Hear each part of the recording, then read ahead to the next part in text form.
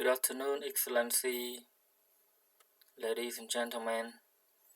Now I would like to show you one lesson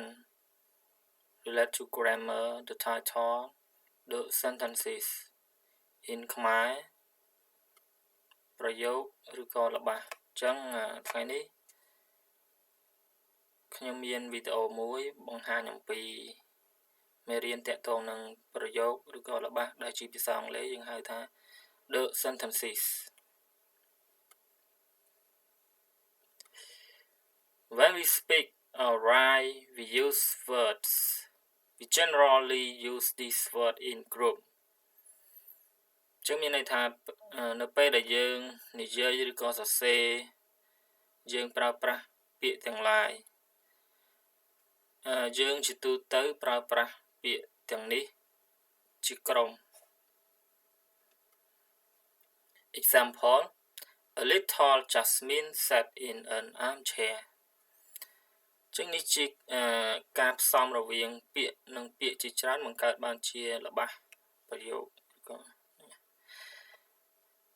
Again, okay. Little Jasmine sat in an armchair. ចឹងមានន័យថាល្អិត Jasmine បានអង្គុយនៅលើកៅអីមានដៃមួយ A group of words like this which make complete sense is called a sentence. ចឹងមានន័យថាក្រុមនៃពាក្យដូចនេះដែលបង្កើតបានជាប្រយោគពេញលេញមានន័យពេញលេញគឺត្រូវបានហៅថាជាល្បះឬក៏ប្រយោគមួយ Kind of sentences ចឹងនេះជាប្រភេទនៃល្បះតើល្បះចែកចេញជាប្រមាណប្រភេទដូចជាភាសាខ្មែរយើងដែរ There are 4 kind of sentences ចឹងគេបែងចែកល្បះជា4ប្រភេទ 1. Declarative or assertive sentence មានន័យថាប្រយោគប្រាប់សេចក្តីឬល្បះអំណះអំណាង Example: Boronit sat on the table ចឹងមានន័យថា Boronit បានអង្គុយនៅលើតុ Number 2. Interrogative sentence មានន័យថាប្រយោគសំណួរ Example: Where do you study English ចឹងនេះជាប្រយោគសំណួរបញ្ចប់ដោយសញ្ញាសួរយើងប្រែថា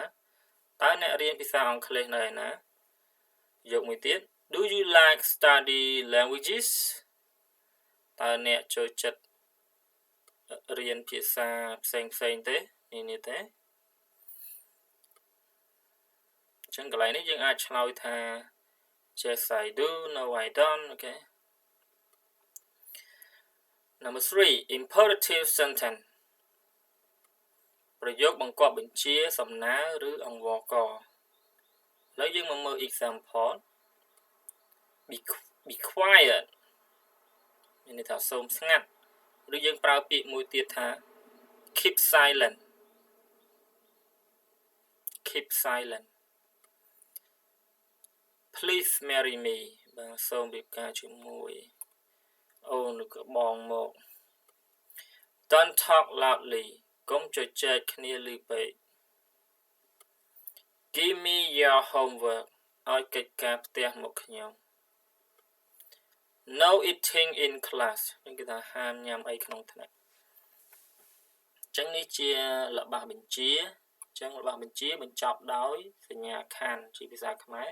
ហើយភាសាអង់គ្លេសបញ្ចប់ដោយសញ្ញា full stop សញ្ញាចុច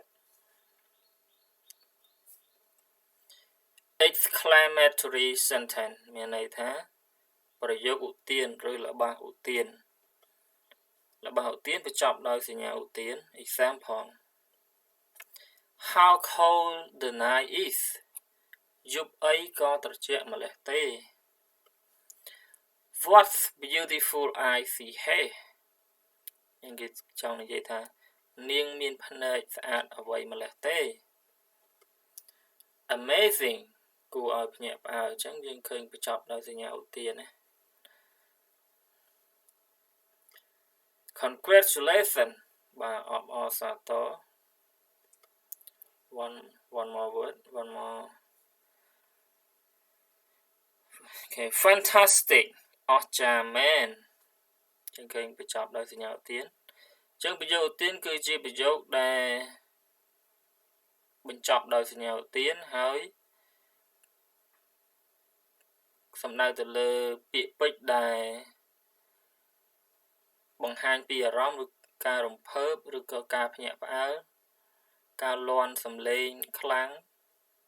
example wow great fantastic beautiful or sometimes we say sorry and we finish by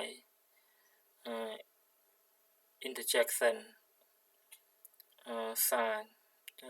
យើងឲ្យបញ្ចប់ដោយសញ្ញាឧទាន